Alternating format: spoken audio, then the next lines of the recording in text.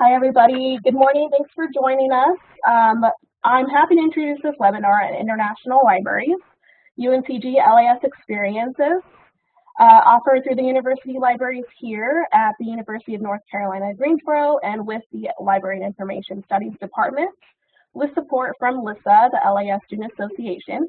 Again, my name is Janae Solomon, and I'm the Diversity Resident Librarian here at UNC Greensboro, and I'll be moderating the panel. Our panelists today will be, sorry, can you pronounce it one more time? Nayla Fritz. She is a graduate student in the LIS department, as well as Osama Hassanin. Is that how you pronounce it? Thanks, sorry about that. He's also a graduate LIS student. And then Dr. Fatih Oghuz will be a professor in the LIS department. He's also going to be talking about his experiences abroad. We are sorry to miss another student panelist who could not make it due to illness, but we hope he will get better soon. We hope you enjoy this panel, hearing about diverse student and faculty experiences with using libraries abroad. I do have a set of informal questions, and we'll hear from each of our panelists. We will leave room for questions at the end, so hold your questions until then. Sometimes they're hard to see up front in the chat. So if I share my screen, I can't always see the chat. So go ahead and leave those till the end. This webinar will also be recorded and posted to the LISA YouTube channel. If you would like to email me directly at jmsolom2, jmsolom2, at uncg.edu, and it's in the chat there. And I can send you the recording directly. So how this will work is we'll just hear from each panelist, and I do have a set list of questions here. So we'll first hear from Nelly Fritz, and then we'll hear from Osama Hassanin, and then also finally Dr. Fatih Oghuz, and then he can tell us more about what he's learned. So here is our set list of questions. Oops, sorry about that. So we'll start out kind of an introductory way. First, I think what I want to do is hear from everybody here. Where do you call home? Where are you originally from? And yeah, so where are you originally from? And then if you're a student, what type of librarianship are you interested in? So we'll start with Nelly here. I'm going to switch to my slide. Or when you go up there, you have to exit out of here. Yeah, you can exit. Sorry about that. There. And then we'll go to your slides here and press present. So go ahead and introduce yourself. Okay, hello everyone. Thank you very much for having me today. I'm very glad about the opportunity to talk about international libraries, or German libraries. Yeah, my name is Nele Fritz, and I am from a town in Germany that's called Bergisch Gladbach, and it's right next to Cologne, Germany. And this is also where I did my bachelor degree in library and information science. I'm interested in academic libraries, but I actually have a work background in special libraries. But I've been working in a very small special library, but I found it a little bit too small. But yes, I really enjoy the academic and university libraries very much. Here's a picture of Cologne, a very flattering one, I think. There's the big cathedral here. I think that's the most popular building, and the Rhine River right here. And I brought you a map, and here you can see where Cologne, Köln, as we pronounce it in German, is where it's located. It's in the west part of Germany. And I think that's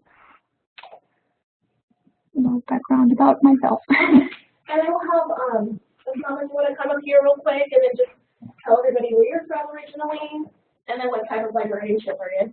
Can you all hear me okay? Is the volume okay? Just answer in the chat.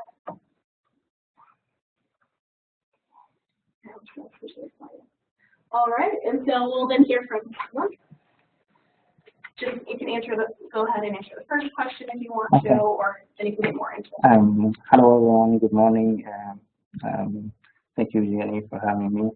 I'm Osama Hassanin. I'm from Alexandria, Egypt, and I have been working in Bibliotheca Alexandrina or Library of Alexandria in Egypt for like 15 years as a cataloger.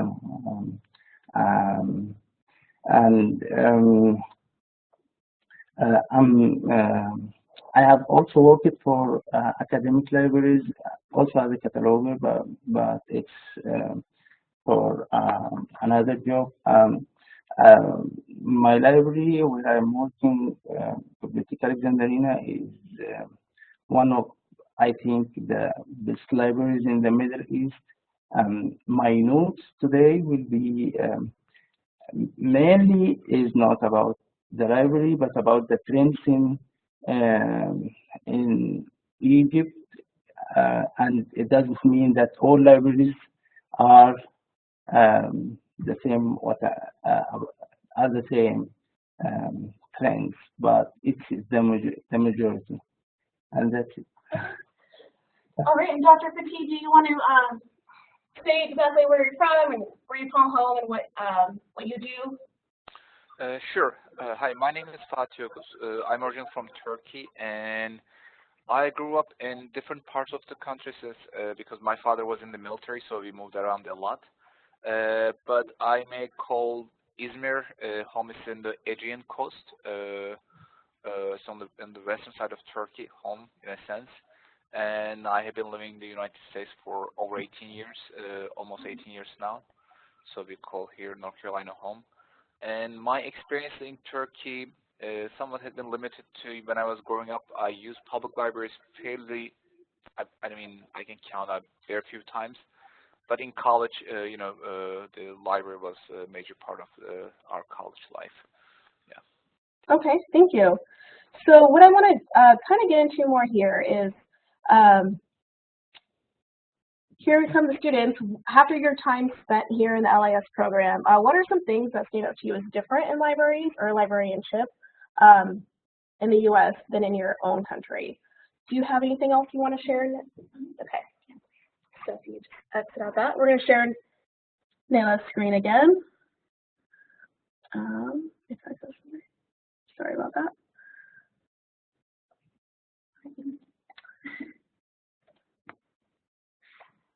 Okay, I'll go to my next slide.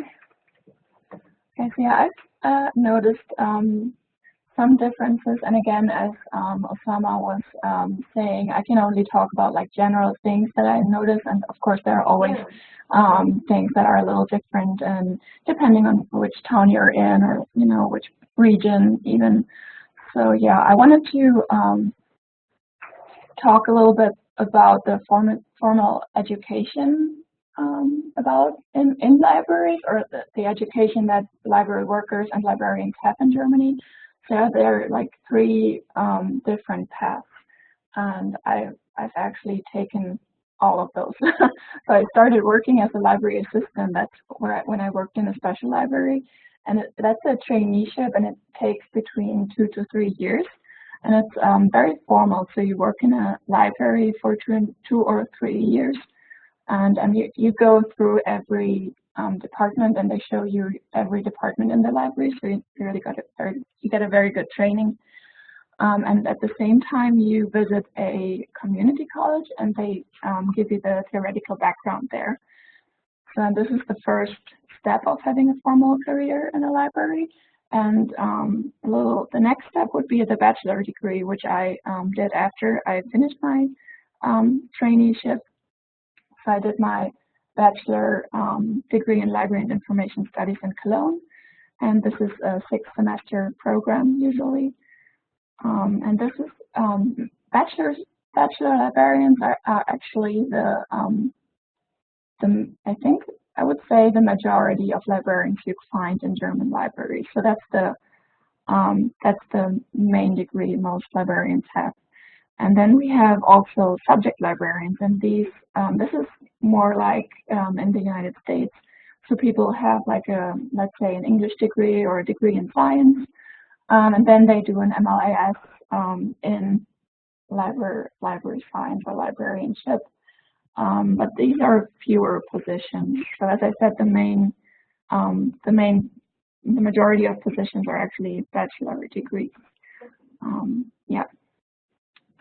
So these are just some things I wanted to point out. And in terms of the program, I've noticed a few differences. So in Germany, my program, again, that was just the program I was in. It was very hands-on oriented, but very source and very book oriented. So students are they have a very sturdy, very good foundations about what sources there are, and they can point out very good sources, and they have very broad knowledge about this. And they test you, like, which of this information and which database can you find this, how could you answer this question, which database would you look up. So this is the way they teach the bachelor degree. So we had a few papers and some group projects too, and overall I find there's more focus on management versus here in the MLIS we do have some management classes, but I really like a lot that it's also very hands-on, but very, very user and very service-oriented, and that's really what I appreciate about the program here. And we have a lot of projects and papers, of course, and group projects, and it's really about the focus is on serving the community needs, and I like that a lot about the program here, and that's just a little bit different from what I'm used to in Germany. I might ask something. What made you interested in librarianship to go into libraries? So it was more by chance, so to speak, because I came out of high school and I wasn't quite sure what I wanted to study. I knew that I wanted to go to college, but I wasn't quite sure which field I wanted to get into. And then it was by chance that I found this job or this traineeship in a library. And I've used libraries during my childhood and teenage years. I always loved reading, and so yeah, that was just something I was interested in. So I took the chance and did the traineeship, and then I just found that this is where I wanted to spend my work life. So that's how that went. It was more by chance, but then yeah. Right. How did you choose the LIS program here in Greensboro? So it all started actually with, so I had a professor who was a huge fan of libraries in the United States, and he always told us about, so he taught reference services and user services, and he always told us about what services there are in the United States and how forward thinking there are compared to German libraries. I mean, they're just a little more hesitant. They give services, of course, they provide services. But he was just a great fan. And then I did an internship at Duke University Libraries for 6 months, and that was 2 years ago. And during my time at Duke University Libraries, I learned about the MLIS programs here, and this is how I got interested in that's how I knew about the area. Okay, great, thank you. So we're going to go ahead and go back to the SAMA here. So I'm going to go ahead and exit out of which slide. Oh, that's fine. I got it. So would you like me to bring up your notes, or are you okay with just, okay, sure. So we're going to bring up Osama's notes here, and we're going to let him talk about the differences, and then how you became interested in librarianship. Okay. I would say that the differences, there are many differences, but that's what I get here. The first thing is the strong library association here in. I'm trying to speak about the huge or the general umbrella of library science. So I think the library association, the ALA rule in library science here in the United States has a very strong rule in the programs and on the field itself. So it's not the same. The library association in Egypt is, I can say that it's a little bit weak. So it doesn't affect the profession. It doesn't help in getting what the market needs to the programs. So this is very. I think also that the programs itself are stronger than the universities and programs and faculties are more stronger than the association. So it's like they manage and not they manage the programs, the educational programs, and not the associations.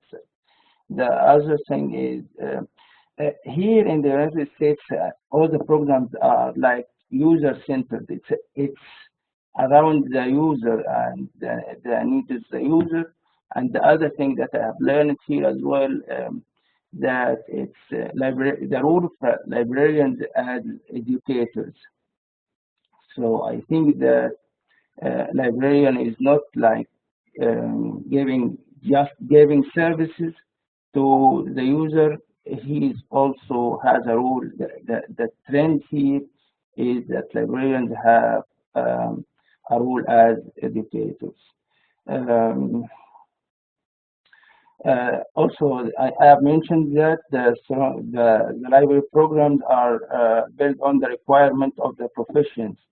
I think also the freedom of expression in the United States um, affects some things like the collection management, the equality, and all these like um,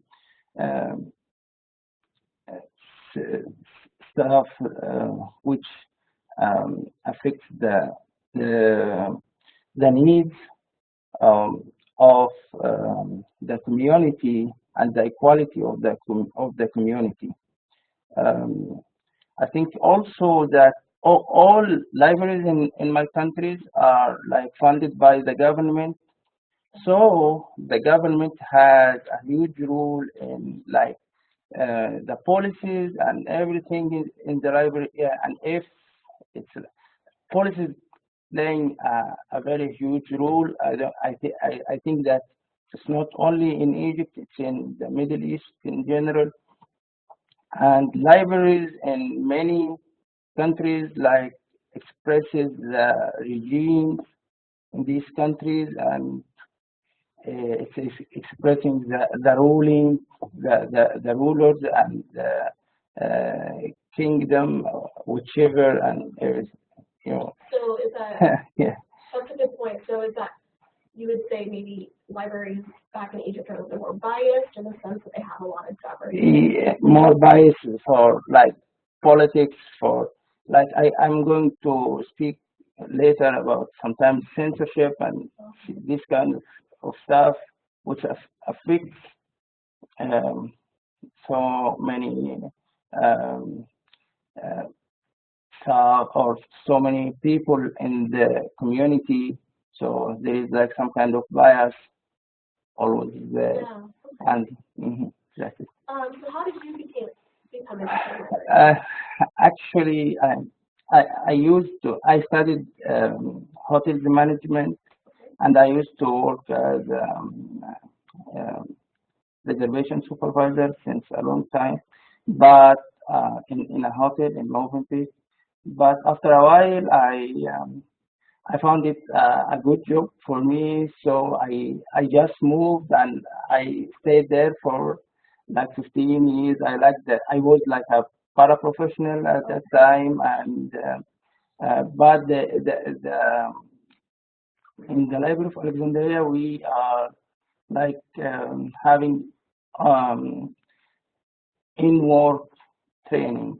So we got some trainings, What training? yeah, on the job. So to become more reliable for the work. Yeah. Okay. How did you hear about the LIS program here in the world? Actually, I have applied for Fulbright scholarship, and I'm a Fulbrighter. So after I got the scholarship, I had to apply for many programs. I applied for many. One of them was for 4 programs. One of them was you of course you do research. So one of them was what suits your qualities and everything. Okay. So I applied for here, and I was luckily accepted in the program. Okay, great, thank you. Thank you. So we'll come back to the next questions. Dr. Ubu, did you want to add anything? Not necessarily. I can tell my background if you want a little bit. Mine Yeah, that's great. is somewhat Osama's in a sense, a little bit not traditional. I majored in chemistry when I was in college, and then I studied environmental engineering for a while. Attended the graduate program in environmental engineering for a year, but I was working at the time that I switched over to MBA. I completed my MBA degree. Then I came to US to pursue my master's in computer sciences. Studied computer science, information systems more specifically, about a year or so. Then through a friend of mine, I learned about the doctoral program at University of North Texas, and it was an interdisciplinary program, so it was very attractive for me, where I, took LIS courses along with computer science courses, so that's how I came to the profession. Okay, great, thank you. Sure. So I think what we want to see now, we did touch on some of the differences between here and then between libraries here and the other libraries overseas, but and I've seen some usual themes that we're more user-centered or more community-centered.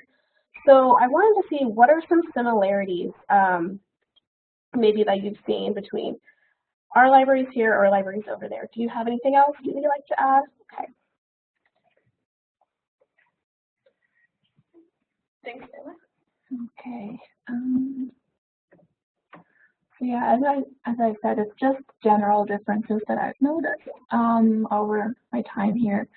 So what stood out to me is how that, especially in this program, there are a lot of people who do the school media track, because the schools here have school media centers, so they need school librarians. And we don't have that at all in Germany. So this is we have very few school libraries, and I think people who work in librarians who work there are often volunteers, or if they are professional, they just have a general bachelor degree. Another thing, maybe that's interesting. So our national library has actually two locations. One in former East Germany, that's in Leipzig, and in former West Germany, and this one is located in Frankfurt. And of course, this is because of our history, because Germany was divided. So yeah, and the German National Library was actually founded in 1913, and this is pretty young. We have a lot of history in Germany, but the National Library actually is pretty young, founded in 1913. The Library of Congress, I believe, is over 200 years old, and the Bibliothèque Nationale in France is also much older. So yeah, that's a very general difference. And what I like here about public libraries actually is that they are very cheap, like they're free to use or very, very cheap to use, like $1 for a library card. And this is actually not the case in Germany. So I looked up the public library in Cologne, for example. For an adult, that's 38 euros per year. That's about maybe $40, $41.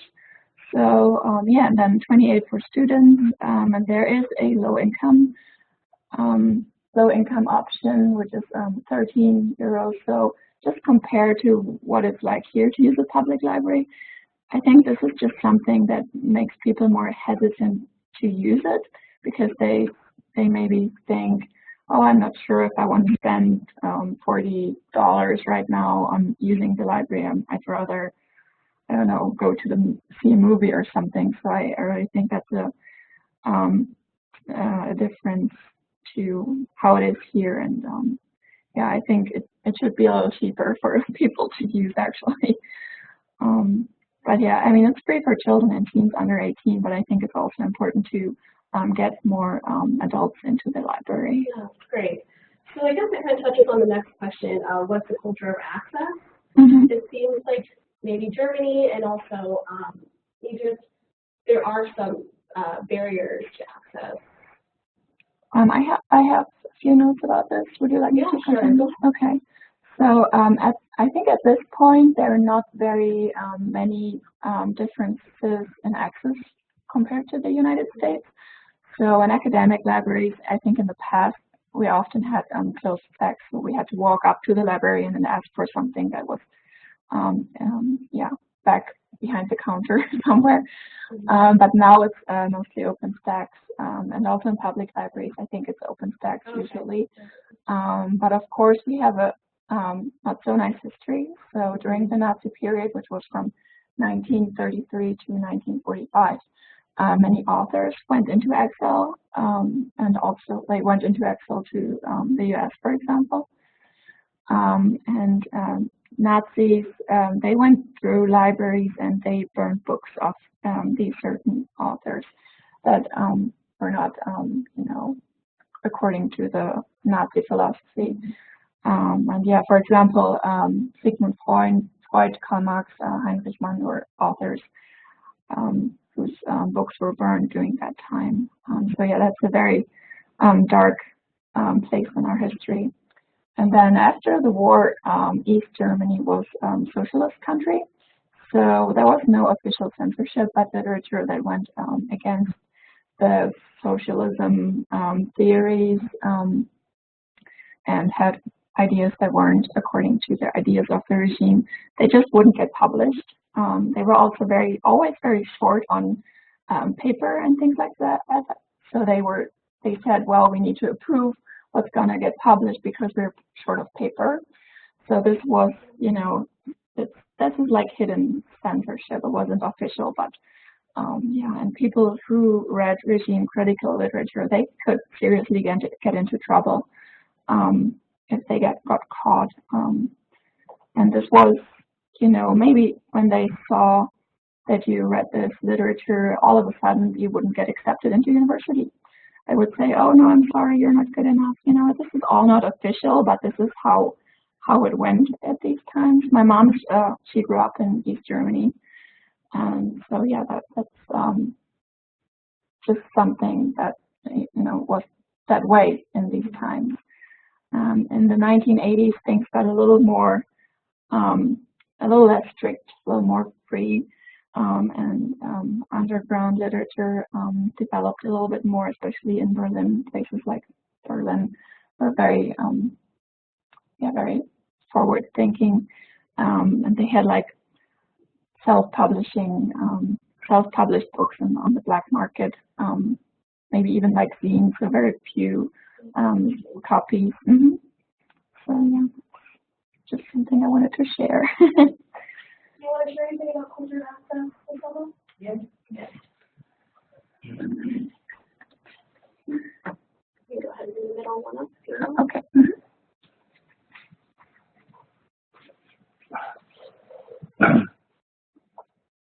I would like to speak about some similarities right now.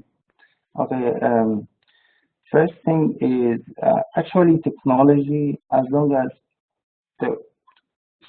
so many ways of access to technology become more reliable and for many people and free, it becomes more easier for staff and patrons to access the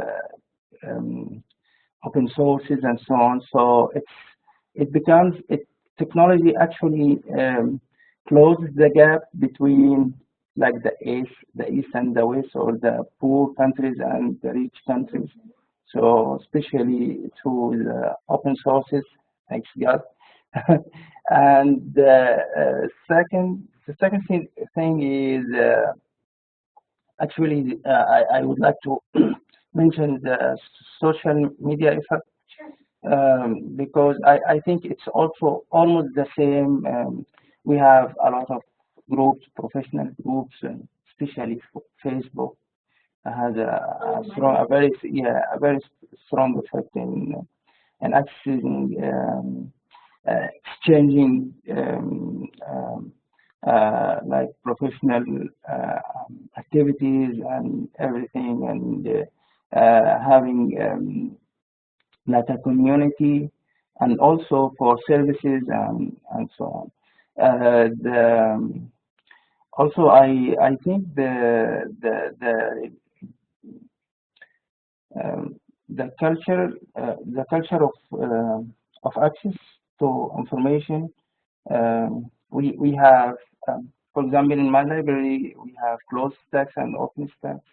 Of course, like the censored or the banned books are always in the closed stacks, and you can't access it unless you like prove that you are a researcher or something like that to access this kind of knowledge. So it's not open for everyone. I mentioned before the effect on the collection management. So we can't collect everything, the rights of different people, the taboos. We have so many taboos, like some religions and politics, patriotism, and all that. People like, this is areas which you can't touch, you can't play around. It's that's why it leads to like you can get so many information about different things, and you feel like you are in the center of the world, and there is no, that's only you, and you don't know so much about others, except of course the effect of the internet. And as you know, what happened in the previous years in the Middle East, the revolutions and the Arab Spring, it was an effect of that young people who were in touch with the Western civilization and can get so much information from the internet and from access and communication with others in, uh, in the other parts of the world. Interesting. Yeah. I like how you bring up open sources. So, and I have an interest in open educational resources, Okay. and that is like open sources. Are those used in Alexandria or for citizens of Egypt? Yeah, Koha, for example, Koha, Quora? yeah, is very huge use in especially for school libraries right now, and they have like a consortium over there, and so many people are supporting the system, even some of them for free, because it's very poor. And the resources are very little. That's why people tends to volunteer. Although the volunteering, the concept of volunteering is not the same like here. I think that there is two concepts that pushes everything in the United States. The first one is entrepreneurship, and the second one is volunteering. That both of them are like pushing every giving new ideas people for example in Egypt, like as long as you are an employee all the time, you are getting your payment by the end of the month, whether you created or not, whether it's you know you're just getting your stuff by the end of the month. While it's here, it's not the same. If you didn't create, if you didn't um, do something new, if you didn't do a good job, you can't proceed in your work. This affects the concept of creation in But now, actually, one of the, I think, for example, the ACRL, like it's like release all the conference papers and videos after 6 months of the just 6 months according to the laws here in the United States. So we can there it's the sometimes the barrier is the language, but as long as you understand, you are almost in the same. You can access every new thing and every new idea worldwide, especially in countries like the United States, where you are supposed you have to release your your work in after just a short period of time, so we can access that easily. Thank you. Thank you. So, Dr. Aziz, did you want to share anything about the culture of access? Sure. Okay. I think it is fairly different, as Nada mentioned. In Turkey, it's more about this, the collection is more print resources, and also you don't necessarily see much library outreach to communities and other type of services being offered by public libraries for general public. So it's a very traditional approach to librarianship, at least the way I experience and as much as I know from my experience when I travel back to Turkey. And other aspect, I think one aspect is about there's a government mandate in place that, you know, all these towns and provinces need to have public libraries. There are some major historical public libraries, they are great, but generally speaking, for public libraries, they are simply there to store some bibliographic resources should you need to access them. They are not necessarily staffed by professional librarians, although there are a number of library schools in the country which is a bachelor's degree. But I was looking at some recent statistics. Basically, we have about one professional librarian for each for 3 public libraries. So, lack of I think professional librarians is one of the reasons. Other aspect is there's a government mandate in place, and local governments simply just need to have place they call libraries, regardless type of services that they offer to the community. And also the location of these public libraries is other aspect, you know, to what extent they're accessible to the community. For example, in my hometown in Izmir, the public library is located, you know, kind of like the part of the town which is not necessarily easily accessible after hour, over a certain time, and it is not easily accessible by bus. The location is somewhat odd, although sometimes these library hours are good in a sense. They're open until like 10 o'clock or so at night, but they are not necessarily that accessible. Also, the services are fairly limited. Usage is, I don't think it is that good in that regard. When it comes to the school libraries, about 1/3 of schools have public schools have school libraries, but again, their role is not necessarily to the extent like the school libraries in the U.S. They have print resources, but school librarianship, I don't think. When I was in elementary school, we had a small, place where we had some books. Other than that, we didn't have a school library. But private schools are a little bit better in that regard. Again, the one aspect is staffing. So those are things, and other things. I'm just checking my notes. Okay. I think that's pretty much what I have. Yeah. Okay, thank you. Yeah, so that kind of reminds me that the big shift here, especially with academic libraries, is to open it 24/7 or 24/5. So it seems like that is something that maybe other countries don't do as much. For academic libraries, yes.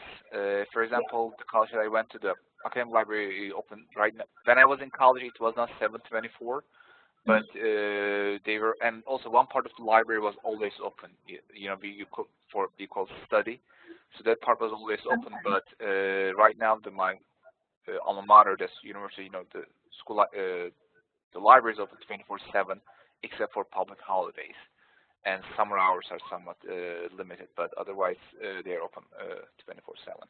Okay. So is that something that you've also experienced in Germany and Egypt? For us, academic libraries are like close at 5 p.m. Oh, at 5 p.m. Wow. Yeah. Actually, maybe sometimes 8. It doesn't exceed 8 o'clock p.m. Oh, so it's kind of like yeah. so close at 5, maybe, or to 8. Okay. Okay, interesting. I feel like in Germany it varies a lot. I know that the public library in Cologne, they have, I want to say, okay hours for German standards. So they're open on Saturday, for example, but they have like, I don't know, it's maybe 9 to 5, 9 to 6. That's their general hours, and then of course they have the Saturday as a day that they're open, but they're closed on Sundays and on Mondays, I think. But for example, my hometown, Berchtesgaden, they're open maybe 10 till 5, sometimes 4. I think they only have one day when they're open till 6. So when you're working, actually makes it very hard too. Like I know my mom has a hard time going there just because they're not open when she's off. They're not open on Saturday and Sunday at all. But we have a big conversation in Germany about libraries being able to open on a Sunday, because we have traditionally everything is closed on Sundays in Germany. So shops are closed. Usually, most things are closed on Sunday. And, some of them want to be open on Sunday, but they're not allowed. So there are like laws that make it harder to. What about university libraries? Do they have 24 hours, or are they set hours? I know there are some university libraries that offer that. Where I graduated from a bachelor's degree, that was not the case. It was a smaller university in Cologne. It wasn't the main Cologne university. So I think we were like the hours were somewhat between 9 and maybe 10 p.m. But it's not far away from 24/7. It varies a lot. Yeah. Okay. All right. So I guess we can move on to, let's see. We still have some time. Is there anything else that kind of stands out from the panelists? Like maybe some themes. So to me, it sounds like there are some themes of like access, more maybe. Do you find like your countries are kind of becoming more community focused, more user focused, or are they kind of still in that mode where for researchers and meant for students and not as much? Do you have anything else to add to that? So I feel like closer to the microphone. I feel like it's getting better also in terms of user services and technologies and free and open technologies in libraries, and I feel like it's becoming more user friendly, and it goes in a positive direction, because there's a new generation of librarians coming into the libraries. But it's just, I feel like Germany is just a little bit, they want to do it, they're just a little bit more hesitant, I feel like, and also it has to do also with, as always, it has to do with resources. But yeah, overall, I mean, German librarians, I think, do a great job, and they try to help their communities. They could use a little push in the service-oriented direction and user-friendliness, I think. But I mean, overall, I think they're doing a great job. And but yeah. What about you? Anything else to add on that?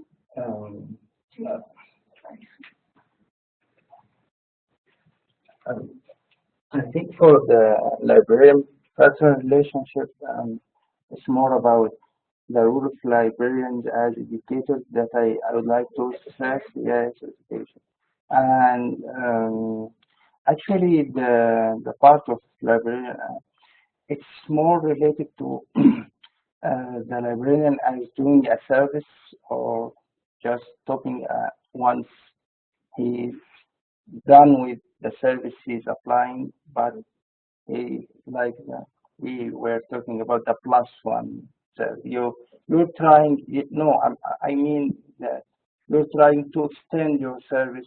You're supposed to try to get more involved with the user, get from the user and do it interactively between the librarian and the user. I don't think this concept is there yet. Okay.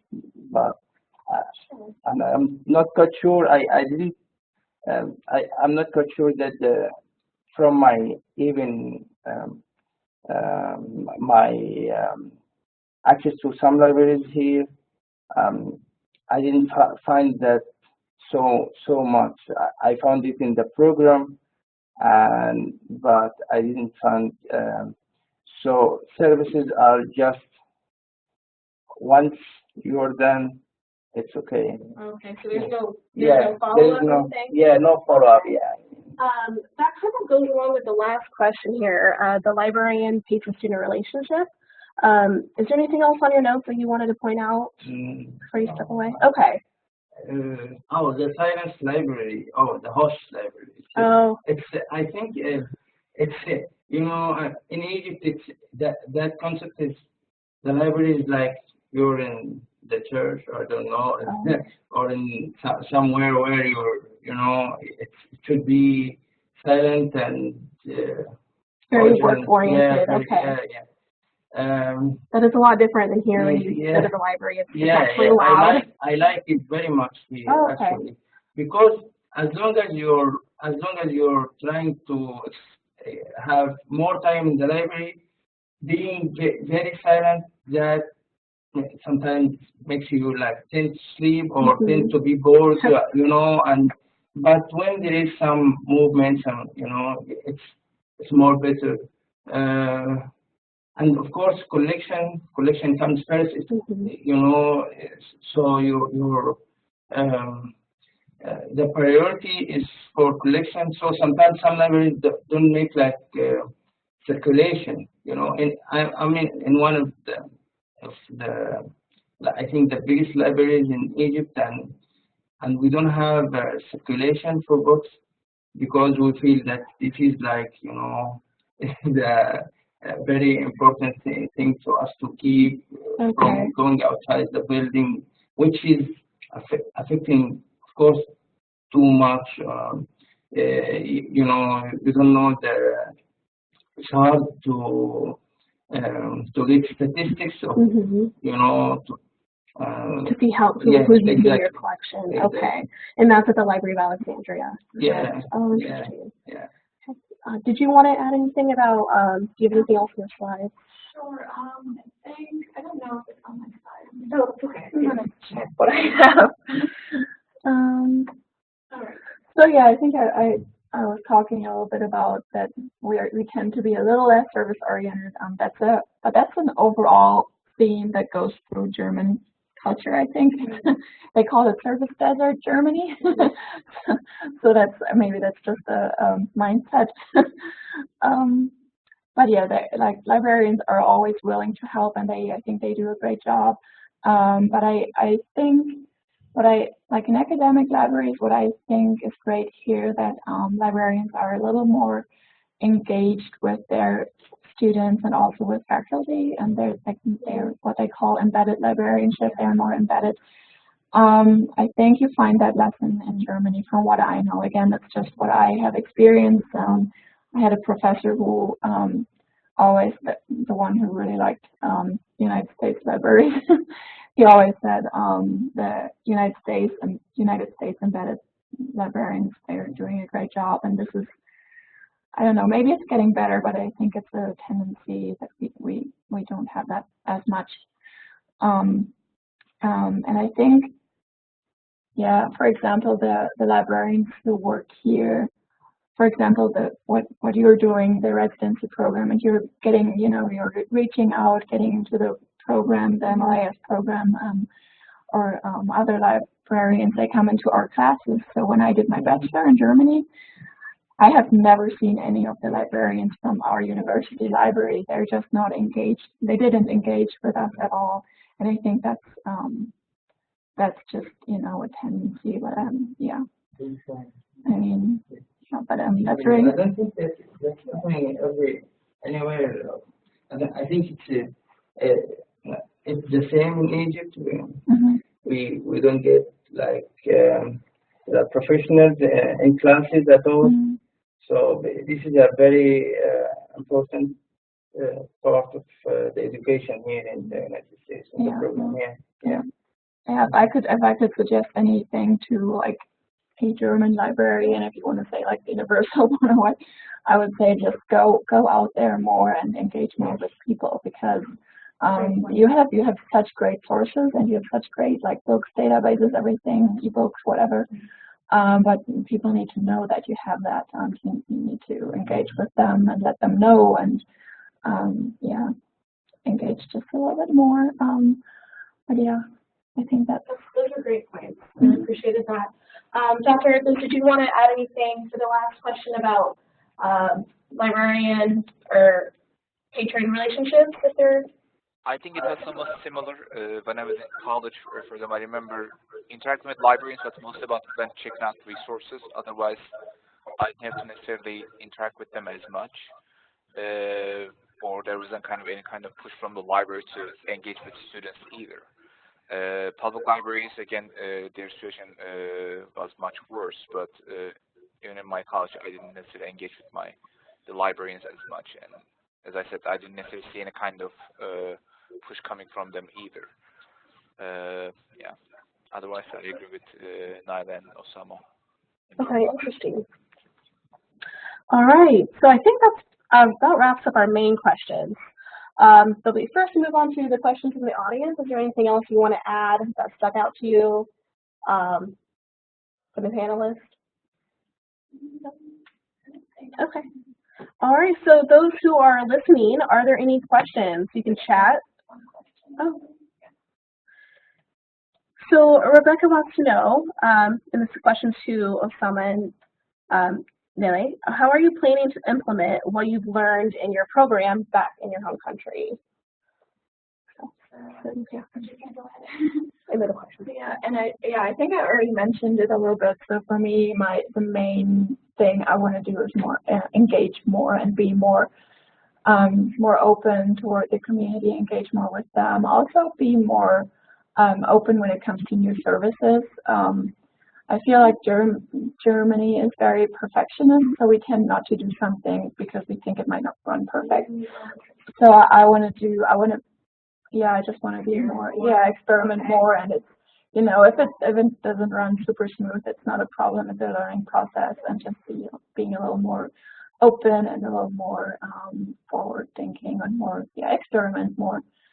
So yeah. What was one of your favorite classes so far?